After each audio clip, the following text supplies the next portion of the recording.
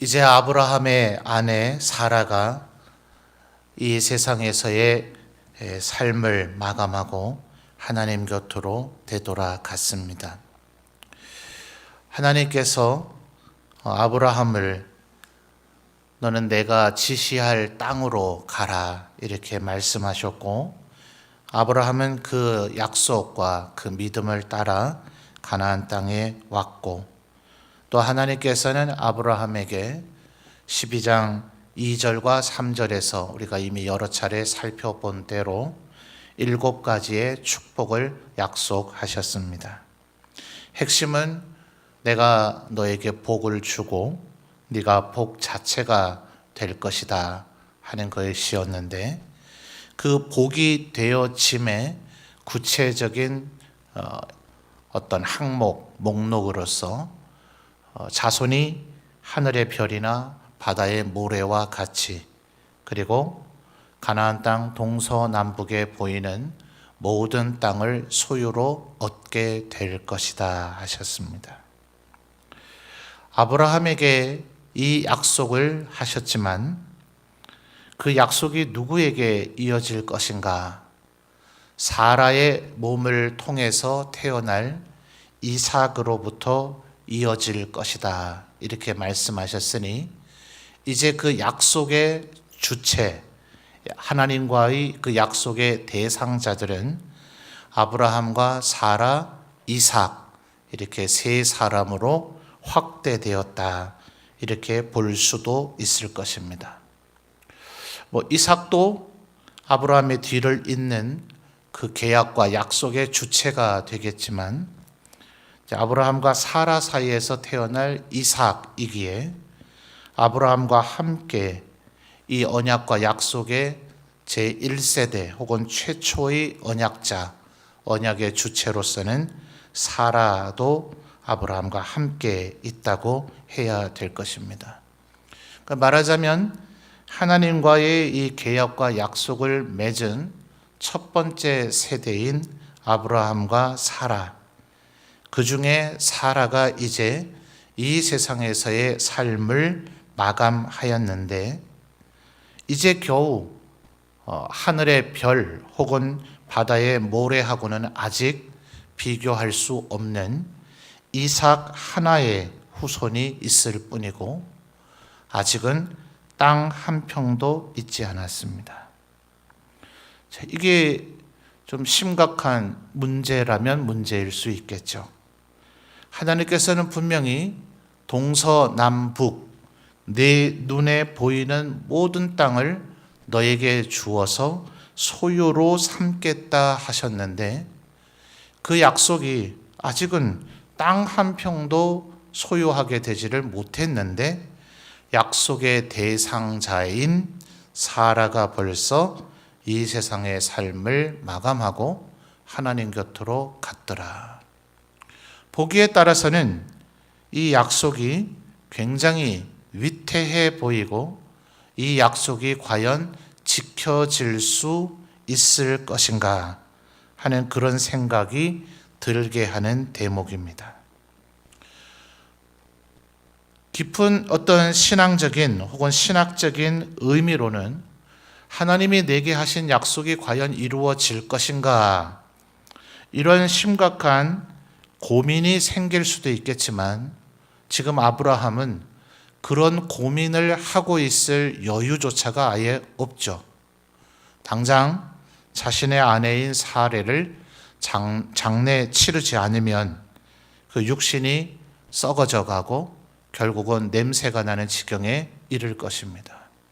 그러니까 우리야 지금 이제 이 사건을 어떻게 보아야 될 것인가 하면서 이 말씀을 생각해보고 묵상해보는 그나마 여유가 있으니, 하나님의 약속이 이제 어떻게 될 것인가 하는 이런 조금의 여유 있는 생각을 할 수 있겠지만, 지금 아브라함은 그런 생각조차도 하고 있을 여유가 없었겠죠. 그래서 그 헤브론, 지금 2절 말씀을 보면 아브라함과 사라가 살고 있다가 사라가 사망한 그 장소, 소천한 그 장소가 2절을 보시면 헤브론이었다, 기럇 아르바였다 라고 얘기하고 있죠. 그래서 그 헤브론의 주민인 헷 족속들에게 아브라함이 내가 매장할 그 땅을 얻게 해달라, 내가 매장할 소유지를 나에게 팔라. 왜냐하면 4절 말씀을 보면 이미 아브라함이 이 땅에 온 지 1절을 보니까 사라가 127세, 그러면 아브라함은 137세이죠. 그러면 이 땅에 75세에 도착을 했었으니까 무려 62년이 지났는데도 불구하고 4절에 보면 아브라함은 이들에게서 나그네, 조금 많이 양보하고 아량을 베풀어 주면 거류하는 자밖에 되지 않더라 하는 거예요. 가장 핵심이 뭐냐? 이 사람이 영원토록 여기에 속한 사람인가? 여기에 살 사람인가? 아니면 단기적으로 머물 나그네인가? 아니면 중장기적으로 머물기는 할지라도 언젠가는 반드시 이 땅을 떠날 사람이냐? 그러면 거류민인 거죠. 그래서 지금 62년이나 지났는데도 불구하고 4절에 아브라함의 자신을 향한 무슨 자괴적인 그런 표현이 아닌 거죠. 실제로 헷 족속들이 그렇게 여기고 있다는 것을 아브라함이 너무나 잘 알고 있기 때문에 나는 이 땅에 땅 한 평도 없으니 당신들 볼 때 나는 나그네나 기껏해야 거류민밖에 되지 않는 것이 아니냐. 그러니 너희들이 나를 불쌍히 여긴다면, 그렇다면 4절에 내게 매장할 소유지를 주어서 나의 죽은 자를 장사할 수 있도록 해달라라고 얘기하고 있는 거죠.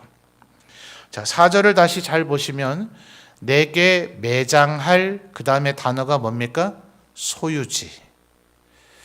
이 분명히 원어가 조금은 이렇게 어려운 단어로 되어 있기 때문에 우리 번역도 소유지라고 하는 겁니다. 그냥 내게 매장할 땅을 달라, 땅이라고 하는 것은 그냥 어떻게 보면 가장 기본적인 어휘죠. 이 땅이 이제 어떤 땅이냐 따라서 소위 말하는 농지냐 대지냐 이런 식의 표현들이 우리에게 생기지 않겠어요? 또 소유지라 하는 것은 법적인 등기권, 소위 말하는 소유권이 누구에게 있느냐, 다분히 법적이면서 소유권의 의미를 부과한 단어죠. 그런 가치를 전혀 부여하지 않는다면 내게 매장할 좀 땅을 주시오 이렇게 얘기했을 텐데, 소유지라는 것은 단순한 땅이 아니라 영구불변이, 혹은 아브라함이 매각 처분하기 전까지는 아브라함의 소유권을 영원토록 인정해야 될 땅을 내게 제공해 달라라는 요청인 거죠.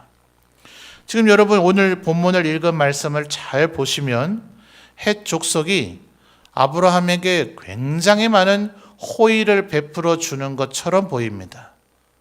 일단 표면적인 단어들은 우리 중에서 누구의 무덤이든지 당신이 사용하라, 6절에 그런 표현이 나오죠. 또 아브라함에 대한 묘사도 아주 근사하게 합니다. 당신은 하나님이 세우신 지도자이시니, 6절 보고 계십니까? 우리 묘실 중에서 좋은 것을 택하여 당신이 쓰라는 거죠. 당신의 죽은 자를 장사하소서.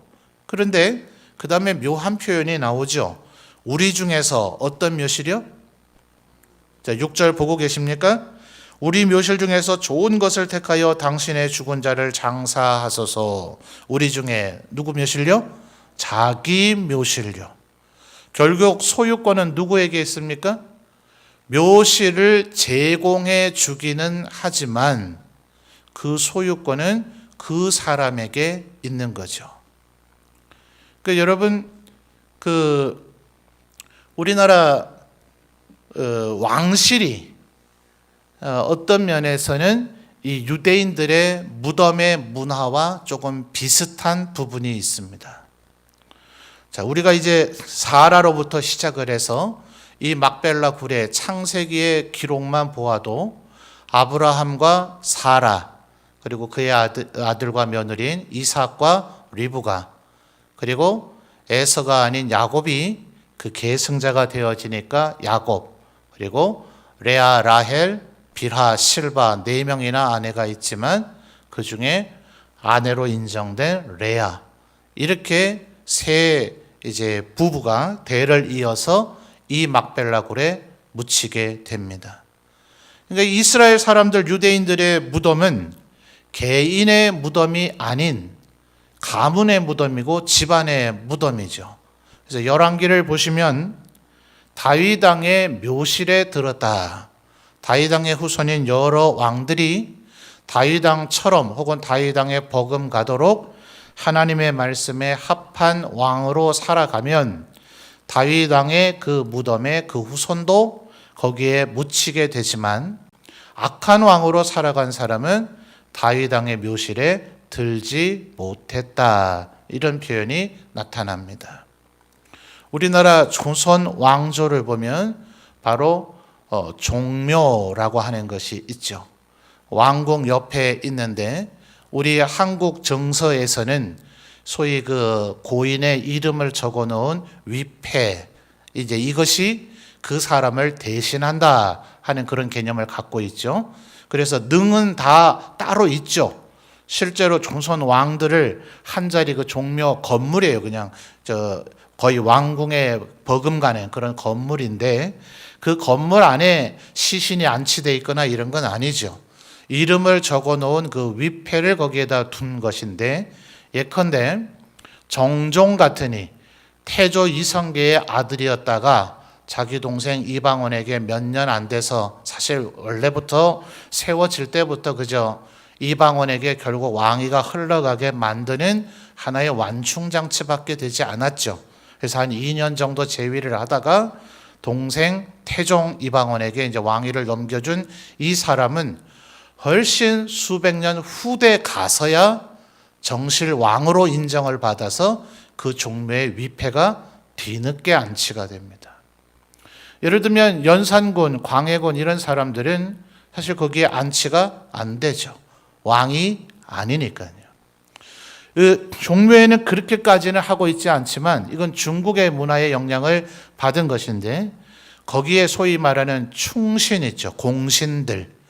그 공신의 책봉이 조선의 왕들 가운데 굉장히 많이 이루어져 있는데, 그 모든 공신이 거기에 들어가지는 않지만 정말 공신 중에 공신이라고 여겨지는 사람은 그 왕실의 마치 일원인 것처럼 종묘 안에 그 위패가 같이 안치되는 그런 사례가 있습니다. 말하자면 굳이 비유한다면 지금 아브라함에게 얘기하는 이 햇사람들의 얘기는 마치 그와 같은 거예요. 무덤 쓰게 해줄게. 지금 아브라함에게는 사라를 장례 치르는 것이 제일 중요한 게 아니죠. 사랑하는 아내가 삶을 마감했으니 분명히 2절 하반절을 보면 사라를 위하여 슬퍼하며 애통했다 했으니 아내를 잘 장례 치러주고 싶어준 그 인간적인 마음이 분명히 지금 아브라함의 마음에 가득할 것입니다. 그런데 단순히 장례를 치르는 것만의 문제가 아니라 사라도 죽고 아브라함마저 이제 세상을 떠나고 나면 하나님과 나에게 약속은 어떻게 되는 거냐 말이에요. 갈대아 우르에서 하나님의 그 말씀만 믿고 지금 이 가나안 땅까지 왔고, 머나먼 이곳에 와서 60년 넘게 계속해서 평생 나그네고 거류민 취급을 당하면서 살아왔는데, 내 아내 사라는 이제 죽어서 이 언약, 이 약속이 지금 사라져버리는 그 위기 앞에 서 있잖아요. 그런데 만약 지금 헷 족속이 제안하는 것처럼 그들의 묘실을 쓰라, 어느 묘실이든지, 세상에 이런 아주 호의적인 이런 제안이 어디 있어요? 그들이 지목을 해서 이 묘실, 이 무덤에 당신의 아내를 묻도록 내가 해주겠소, 이 정도만 해도 사실은 고마울 터인데, 해족속 주민들이 묘실이 집안마다 얼마나 많겠습니까? 근데 그 묘실 가운데 어느 묘실이든지 고르라는 거예요. 그러면 자기 묘실에 당신의 죽은 자를 장례하도록 해줄 것이다 하는 것은 대단한 호의인 것 같지만 사실 사라는 그 집안의 종속이 되는 것입니다. 11절을 한번 또 보십시오. 그러니까 아브라함이 그렇게 안 하겠다 하면서 8절에 나를 여기서 장사하는 것, 장례를 치르게 해주려고 한다면 충분한 대가를 받고 9절에 나오죠. 그 굴을 나에게 매각을 해달라 이렇게 얘기를 합니다. 그러면서도 9절 하반절에 당신들 중에서 매장할 또 무슨 단어가 나오죠? 자, 아까 4절에서 내게 매장할 소유지 같은 단어가 반복되고 있는 것을 지금 확인하셨습니까? 지금 아브라함은 계속해서 소유권 그냥 무덤이 필요한 게 아니야, 땅이 필요한 게 아니야, 나에게는 지금 소유권이 중요하단 말이야 라고 아브라함은 은연중에 주장하고 있는 거예요. 자, 11절 여러분이 읽어주십시오. 시작.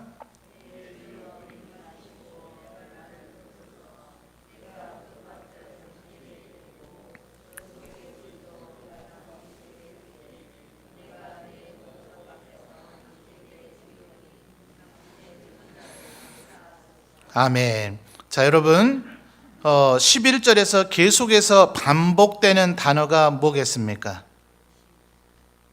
물론 당신도 많이 반복됩니다만 당신이 주된 단어가 되기는 조금 복잡하죠. 그 단어 말고 계속해서 빈번하게 나오는 단어 찾아보세요. 11절에 드리고죠. 드리고. 내 주여 그리 마시고 내 말을 들으소서. 내가 그 밭을 당신에게 드리고 그 속의 굴도 내가 당신에게 뭐예요? 드리되 내가 내 동족 앞에서 당신에게 드리오니. 아주 굉장히 호의적이고 예의 바른 단어로 번역을 해놨습니다만 준다는 얘기죠. 근데 대가를 받아요, 안 받아요? 지금 아브라함이 대가를 주겠다, 너는 대가를 받고 그 밭과 거기에 속한 굴의 소유권을 내게 넘기라고 아브라함은 요청하는데 거저 주겠대요. 우리가 일견 생각할 때는 저기 15절을 가보니까 이 땅의 가치가 은 400세겔이라는 것이 대화 중에서 나왔죠. 은 400세겔을 주고 사는 게 나요? 거저 얻는 게 나요? 우리가 단순한 셈으로만 얘기하면 거저 얻는 것이 아주 당연히 낫죠. 근데 제가 이제 어떤 사람과 제가 은 400세겔을 주고 그 사람은 나에게 땅과 굴을 주었습니다. 그러면 이 사람이 내게 매각한 이 땅과 굴을 도로 얻어가려면 최소한 내게 뭘 줘야 됩니까? 내가 준 은 400세겔을 줘야 되죠. 또 세상의 통념이 뭐예요? 세월이 지나다 보면 어느 나라 할 것 없이 우리나라는 더더욱 땅값은 언제나 오르지 않습니까? 그러면 살 때는 은 400세겔이었어도 이제는 이 사람이 그 땅과 그 굴을 꼭 사고 싶어 한다 하면 부르는 게 값이죠. 나는 은 4,000세겔은 받아야 되겠다. 아니다, 나는 은 4만 세겔은 받아야 되겠다. 네가 정말 이 밭과 이 굴을 도로 소유하기를 원한다면 내가 원하는 값을 지불해야 될 것이다. 그 지불하기 전까지는 이 밭과 굴을 도로 가져갈 수 있는 방법이 있습니까? 없습니까? 없어요. 그런데 11절의 제안처럼 에브론이 내가 드리겠습니다 라고 얘기한다면 줬다가 뺏는 것만큼 치사한 건 없죠. 그러나 어쨌든 그냥 드렸기 때문에 도로 받아갈 때도 내가 요구할 수 있는 게 있어요, 없어요? 없습니다. 거저 줬으니까 거저 가져가야 되는 게 맞는 거예요. 심지어 여러분 그 선교사님들에 대한 어떤 일화, 우리가 이제 소위 서양이라고 불리는 문명사회, 우리나라는 이제 2차 세계대전 이후에 출현한 2차 세계대전 이전까지는 소위 식민지였었던 국가들을 소위 이데올로기 냉전 시대는 제3세계라고 불렸죠. 근데 어쨌든 우리는 스스로 제3세계에 속한 국가라고 여기지 않을 거예요. 우리는 아주 자유민주주의, 자본주의 국가, 서양화 되어진 나라라고 스스로 인식하고 있기 때문에 그렇습니다. 그런데 우리와 혹은 이 유럽, 미국과 같은 서양 사회와 소위 우리들이 가서 복음을 전파하고자 하는 선교지는 많이 다르죠. 그래서 그들을 이해하지 않고 우리의 생각, 우리의 사고방식을 가지고 선교지에 가서 복음을 전하고자 하면 많은 어려움과 장벽에 부딪히기 마련이죠. 그와 관련된 소위 선교지의 생각으로 우리의 의식을 바꿔야 된다는 것을 다루고 있는, 선교사님들에 대한 일화를 다루고 있는 얘기가 소위 파인애플 이야기라고 하는 작은 일화의 이야기가 있습니다. 아마 우리 교회는 꽤나 선교에 대한 관심이 있고 단기 선교도 코로나 이전까지는 17년 동안 17회나 파송을 했던 교회이기 때문에 선교에 조금 관심이 있는 성도님들은 아마 한번 읽어보셨거나 들어보았을 이야기일 거예요. 파인애플을 심고 그것을 재배한 원주민이 선교사님에게 그것을 주죠. 근데 그거 누가 심었어요? 원주민이 심었어요. 뭐 선교사님도 분명히 물도 주고 거름도 주고 가꿨겠죠. 근데 그 땅 원래 누구 땅이에요? 원주민의 땅이에요. 분명히 이제 이 파인애플 선교사님 드리니까 여기 잘 키우셔서 여기 열매 따먹고 드세요 하면 그날 이후에는 그 파인애플 나무는 우리의 관점에서는 누구 거예요? 내 거죠. 그 열매를 나 외에 다른 사람이 따가면 돼요, 안 돼요? 안 되죠. 그런데 이 원주민들은 어느 날 보니까 파인애플 열매가 이제 열려서 야, 내가 저거 이제 맛있게 뭐 따먹을 수 있겠다. 선교사님이 참 이 문명화된 사회 슈퍼만 가면 뭐 마트에만 가면 얼마든지 파인애플을 심지어 껍질까지 다 깔아서 좀 당분이 부족하면 설탕에 절이기까지 해서 얼마든지 사 먹을 수 있던 그분이 거기 가서 이제 겨우 자라나면 하나 따먹어 볼까 말까 하니 얼마나 그 맛을 기억하면서 그게 익어서 따먹을 수 있는 상황이 되기까지를 얼마나 기다렸겠어요. 근데 밤에 잠자고 일어나면 열매가 사라지고 없어요. 화가 머리끝까지 나가지고 누가 도대체 내 파인애플을 따갔느냐. 나중에 알고 보니까 제공해줬던 원주민이에요. 원주민한테 네가 어떻게 이럴 수가 있느냐 하니 원주민이 뭐라 그래요? 이 파인애플 나무는 내 거고 이 땅도 내 거고 그러니까 따먹을 수 있는 권리는 누구에게도 있어요? 내게도 있다. 이게 원주민들의 의식이고 사고방식이더라 하는 거예요. 어쩌면 우리는 소위 매매, 거래 이것에 대한 소유권 때문에 줬다. 이러면 이제 그들은 배타적 소유권을 내게 갖고 있다고 생각을 하겠지만 이 고대의 수많은 원시 부족 사회였던 고대 사회에서는 바로 지금 파인애플 이야기의 예화 속에 나오는 그 주민들의 생각과 유사한 관점을 갖고 있는 이들이 굉장히 많아요. 그러니 지금 아브라함은 절대로 누가 이 땅에 소위 소유권이라고 하는 것의 그 줄기를 계속해서 거슬러 올라가면 이 헤브론의 주인은 누굽니까? 아브라함입니까? 헷 족속입니까? 그도 저도 아니죠. 하나님이시죠. 온 우주 만물을 만드신 하나님께서 아브라함에게 이 헤브론도 주시겠다 했으니 아브라함은 그것을 지금 약속으로 받았고 그 약속을 믿기 때문에 갈대아우를 떠나서 이 헤브론에서 지금 60몇 년째 살고 있고 그런데도 불구하고 나그네나 거류민이라고 천시받으면서 살고 있지만 아브라함이 그럼에도 불구하고 이 땅에 살아갈 힘과 용기가 생기는 이유는 언젠가는 하나님께서 이 땅을 내게 주신다고 하셨던 약속 때문이에요. 그런데 현실의 실상은 어떻습니까? 해족속 거란 말이죠. 해족속에게서 하나님이 어떤 방법으로 이것을 획득해서 내게 주실는지는 아직은 모르겠지만 지금 당장은 내가 조금도 소유권을 인정할 수 없는 것이 이 헤브론을 포함한 가나안 모든 땅의 영역이더라 하는 거예요. 그래서 거기서 아브라함이 믿음으로 뭐해요? 이 땅을 돈 주고 사더라는 거예요. 왜 그럴까요? 이럴 때 비로소 아브라함이 진정한 나그네도 아니고 거류민도 아닌 이 땅에 살아갈 권리가 생기는 소위 소유지가 생기는 겁니다. 이 소유지가 말하자면 씨앗이 되어서 결국 이 가나안 땅이 아브라함과 그의 후손의 것이므로 20절에서 그래서 이 단어가 나타납니다. 아브라함이 매장할 소유지로 두 글자 뭐 됐어요? 확정되었다고 이야기를 하는 겁니다. 이 소유권이 이래서 중요한 거예요. 그래서 여러분 구약 성경에 훨씬 이제 후대로 가면 눈물의 선지자 예레미야 선지자가 있죠. 이 예레미야 선지자의 핵심 메시지는 뭡니까? 하나님의 말씀에 불순종했으니 이제 우리나라 남유다는 바벨론에게 멸망한다. 엄청난 사실이죠. 사실 매국노라 불려도 정말 할 말이 없을 만한 그런 비극적인 선포였습니다. 근데 심지어 말을 하기를 바벨론의 포로로 잡혀가기는 잡혀가는데 70년이 지나면 포로 가운데서 되돌아온대요. 이스라엘들이 믿었을까요? 믿지 않았습니다. 끝까지 믿지 않았기 때문에 바벨론에게 항복하라.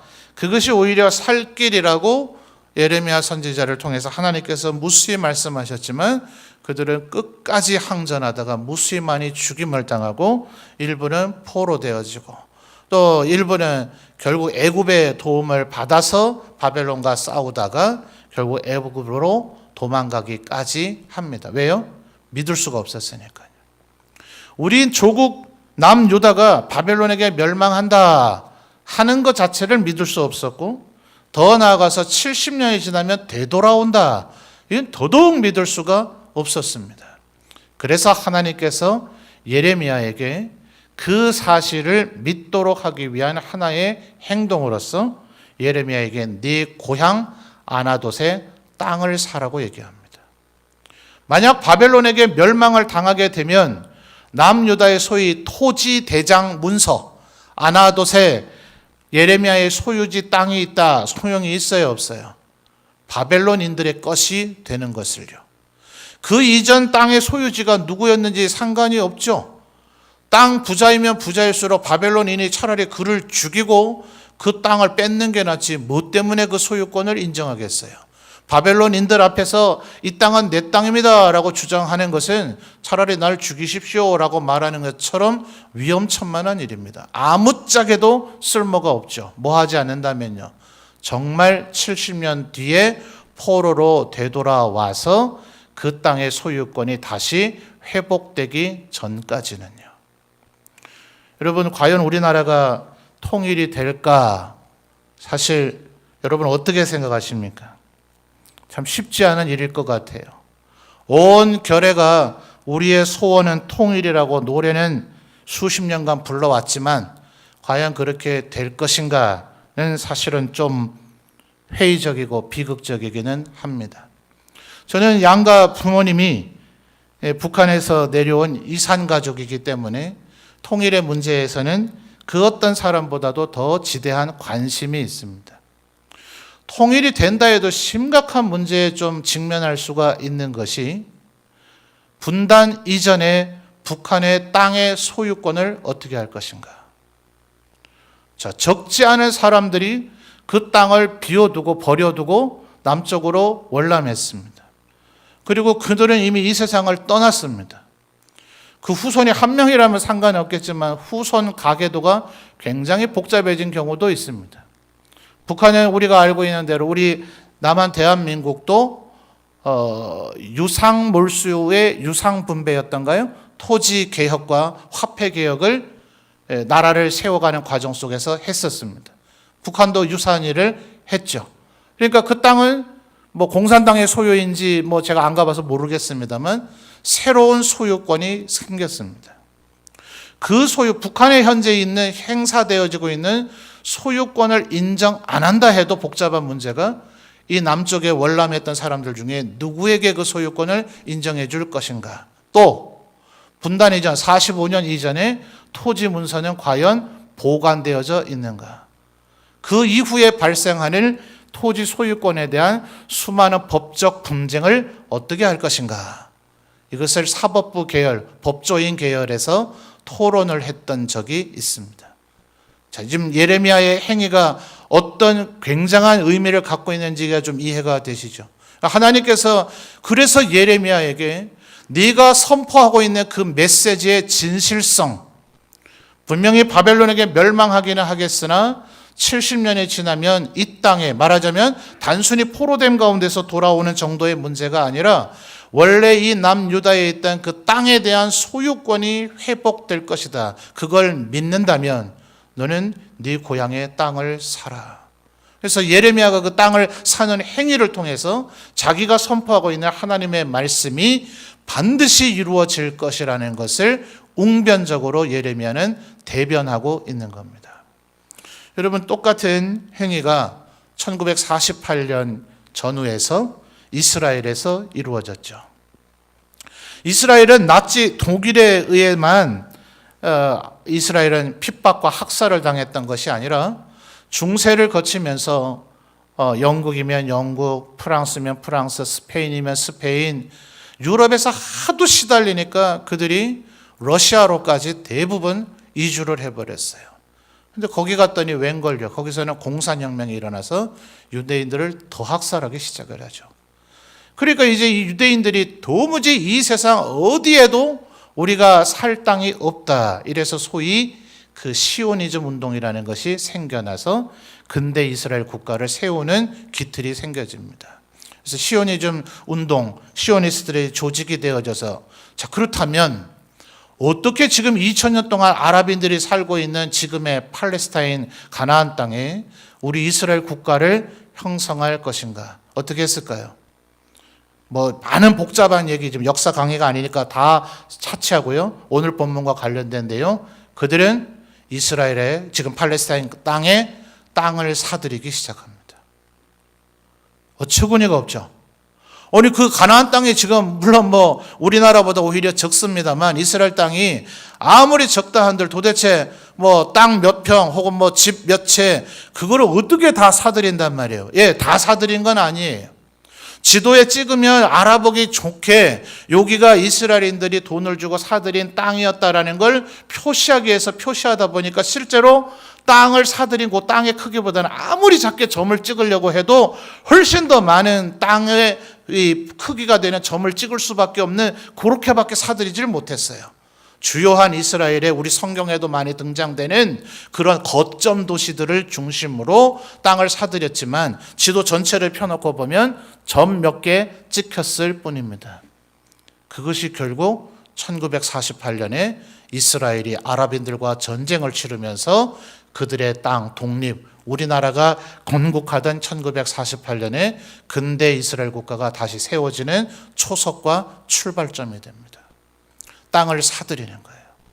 그 땅을 대가를 지불하고서라도 하나님께서 분명히 주신다 하신 땅이었지만 원래 하나님의 땅이었기 때문에 하나님이 주신다 하느니가 받는 것이 당연한 것이었지만 또 이스라엘인들에게는 그들의 선조들이 살고 있던 원래 자기들의 땅이었지만 그 땅을 자신의 것으로 확정 짓기 위해서는 대가를 지불하는 과정이 때로는 필요하더라 하는 거예요.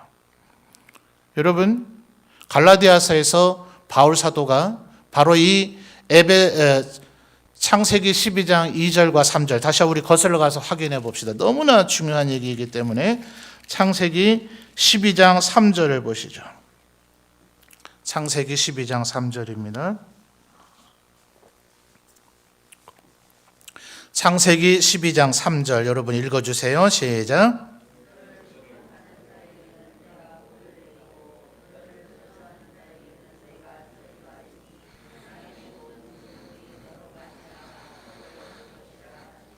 아멘. 자, 3절 하반절을 보니까 땅의 모든 족속이 너로 말미암아 복을 얻을 것이라 하셨는데 모든 족속 가운데 우리 한 민족 혹은 배달 민족이 들어갑니까? 안 들어갑니까? 들어가죠. 땅의 모든 족속이 복을 얻는다 했으니까 말입니다. 그래서 바울 사도는 이 3절에 모든 족속이라고 하는 단어가 유대인 이 이스라엘인들을 지칭한다면 모든 족속이라는 단어를 쓸 필요가 없죠. 그래서 하나님은 이미 아브라함을 부르실 때부터 이방인들에게 복음이 흘러들어가야 될 것을 이미 전제하고 계셨다. 그래서 갈라디아서 3장에서 뭐라 얘기해요? 모든 믿음이 있는 자들은 영적인 아브라함의 후손이다. 그럼 아브라함에게 주시는 이 축복이 우리에게 그대로 주어지는 줄 믿습니다. 그러니까 하나님께서 아브라함과 그의 동일한 믿음을 가진 우리 하나님의 백성들에게 약속한 것이 뭐냐? 아브라함에게는 단순히 아브라함의 이 육신의 시야를 가지고 바라보는 동서남북 가나안 땅, 팔레스타인 땅을 주겠다 하셨지만, 그것은 갈라디아서에서 하갈과 사라를 대비하고 이삭과 이스마엘을 대비하면서 얘기하는 것처럼 새 예루살렘이 이 땅에 내려오게 되고요. 에스겔 선지자에서도 예언하고 요한계시록에서 예언하는 것처럼 온 이 세상, 하나님의 천하 만물 이곳이 전부 다 결국은 예루살렘이요 이스라엘 땅이 되는 것이에요. 그러니까 이 모든 것이 하나님께서 이제 하나님을 잘 믿은 하나님의 백성들이 그리스도와 함께 왕노릇하게 하신다 하셨으니 우리의 소유권이 되는 겁니다. 아멘 좀 하이소. 여러분 지금 오늘도 어디를 지나다니다 오셨는지 모르지만 그 보이는 모든 땅 여러분에게 주신대요. 좋지 않습니까? 저는 소유권 가진 땅이 한 평도 없어서 저는 이런 얘기 들을 때마다 막 몸에 피가 끓어오르는 듯한 흥분이 되어요. 근데 토지 문서는 아직 한 장도 없어요. 이것은 무엇을 의미하느냐? 마치 우리가 집을 아직 사지는 않았지만 분양을 받기 위해서 모델하우스를 가서 경험을 하죠. 여기에서 이런 집이겠구나. 이 집을 산다면 나중에 내가 이 땅, 이 집을 얻게 된다면 이런 아주 편한 시설에서 내가 지낼 수 있겠구나 하는 것을 모델하우스에서 경험하게 되는데, 그것이 바로 지금의 교회다 하는 겁니다. 그러니까 이 교회는 지금 이 23장에 어떤 면에서, 또 오해 없이 잘 들으십시오. 간혹 제가 너무 어려운 개념을 설교하다 보면 제 표현력이 부족해서일 수도 있겠지만 얼토당토않게 오해하는 성도님들이 간혹 있어서 제가 참 곤혹스럽습니다. 천국, 나중에 도래할 새 하늘과 새 땅이 천국이라면 지금 우리가 살고 있는 이 교회, 분명히 교회는 영광스럽고 그리스도의 몸이고 이 안에서 우리가 은혜를 받고 새 힘을 얻고 하기는 하지만, 앞으로 이루어질 새 하늘과 새 땅이 이스라엘 땅 전체를 대표하는 천국과 같은 것이라면 우리가 지금 이 교회, 그래서 칼빈이 뭐라 그랬어요? 이 현실적인 우리의 교회는 전토하는 교회라서 이 안에는 가라지도 있기 때문에 교회는 이론적으로는 하나님 그리스도의 몸이라 이 안에서는 우리가 새 힘을 얻어야 되고 은혜를 받아야 되고 여기만 오면은 막 생명력이 넘쳐야 되는데 가끔은 교회 안에서 시험 드는 사람이 생기죠. 희한하잖아요.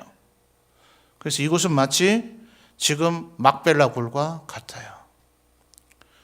우리가 지금 이 교회를 절대로 떠나지 말아야 되는 것은 겨우 막벨라 굴밖에 되지 않아요. 막벨라 굴은 분명히 가나안 땅, 하나님께서 아브라함에게 주시겠다 했던 그 광활한 땅 가운데서 극히 작은 일부이고 거기는 무덤이에요.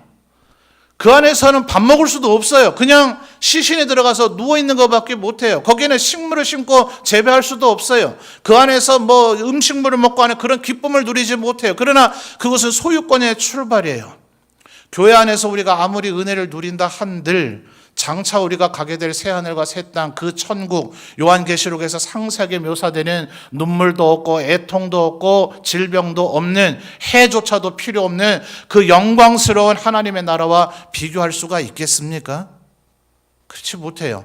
천국에 가서 그 새하늘과 새 땅에 가서 누리게 될, 칼빈의 표현으로 대변한다면 천상의 교회는 분명히 그리스도의 몸으로서의 극대화된 영광스러움을 우리가 누릴 거예요. 그러나 지금 이곳에서는 그렇게 누리지는 못하죠. 그래서 때로는 교회 모습을 보며 우리가 허탄하기도 해요. 때로는 교회 모습을 보며 이게 정말 교회 모습이란 말인가 하면서 실망스럽기도 해요. 이런 교회를 차라리 떠나고 싶다 하고 싶은 생각이 들 수도 있어요. 그럴지라도 막벨라굴을 사들이는 일을 안 하면 소유권이 20절에 확정되어져야 안 돼요? 안 돼요. 지금은 당장 무덤에 불과하고 하나님이 주신다 했는데 얼토당토 없이 은 400세겔을 지불해야 되고 안 팔겠다고 하는 해족속들에게 사정하듯이 사들인다 하더라도 그 땅을 돈을 지불하고 대가를 지불하고 사들여서 내 아내 사라를 거기에 매장할 때에 이제는 아브라함을 매장할 수 있는 길이 열렸고 이삭과 리브가를 매장할 수 있는 길이 열렸고 야곱과 레아를 매장할 수 있는 길이 열렸기 때문에 그들이 400년 동안 그 땅을 비우고 애굽에 가서 살다가 되돌아왔다 할지라도 이 땅은 우리 하나님께서 우리 선조들에게 주셨던 우리의 땅이다라고 모세와 여호수아가 강력하게 주장할 수 있는 근거가 되더라 하는 거예요. 절대로 교회를 떠나면 안 돼요. 이 세상에서 그 어떤 일을 겪는다 하더라도, 때로는 교회 안에서 우리가 시련과 실망을 겪는다 하더라도 이곳은 비록 막벨라 굴같이 제한적인 모습밖에 우리에게 주어지지는 않으나 그리스도의 몸이요 우리가 하나님의 백성됨의 증거이며 우리가 장차 천국을 향해 나아갈 사람이라는 것을 증거해주는 표징이기 때문에 언제나 우리는 교회를 사랑하고 교회에 속해 있어야 되며 교회를 위해서 기도하고 교회를 아름답게 갖고 나가고 교회를 섬겨야 되는 의무가 있는 것입니다. 그것이 바로 하나님께서 우리에게 주신 약속을 내 마음에 간직하고 믿고 소유하는 자가 살아가는 방법이더라 하는 것입니다. 여러분, 막벨라굴을 사들이십시오. 막벨라굴을 소유하십시오. 이 말 무슨 말인지 이해되십니까? 예수님께서 비유로 얘기하셨죠. 어떤 이가 밭에서 남의 밭인데 그 밭 속에 보물을 발견했더라. 그가 어떻게 했다고요? 가서 자신의 모든 소유를 팔아서 그 밭을 사들이더라. 막벨라굴은 천국으로 향해 가는 우리의 보증이요 신호탄입니다. 막벨라굴을 사십시오. 교회를 사십시오. 교회를 떠나가지 마십시오. 어떠한 대가를 지불하고서라도 그리스도의 몸된 이 교회 안에 속해 있어야 우리가 하나님의 백성이요 천국을 향해 가는 길이 우리 앞에 열려지게 된다는 것을 꼭 기억하시는 우리 모든 성도들이 되시기를 바랍니다.